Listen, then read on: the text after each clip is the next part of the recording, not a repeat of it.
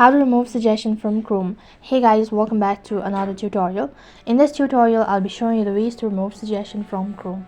So to remove suggestion from Chrome, first thing first, check your internet connection and open up your Chrome application. Now from here, go to your home page, and once you go to your home page, it's going to show you this kind of interface. So right over here, if you scroll down a bit, and these trending searches are indicated as suggestions. So if you don't want to see these searches, then what you can do is, in order to disable it, tap the tab bar icon from the top left, and once you go to this page, go to search settings from the top. After that, it's going to direct you to the other interface. After that, you'll need to go to search settings. Once you scroll down, you'll be able to find multiple options. Then you'll have to go to the option that says video.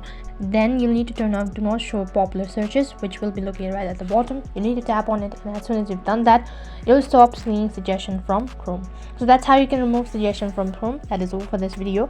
I hope the video was helpful. Make sure to like, share and subscribe to our channel. Thank you for watching. See you in the next video.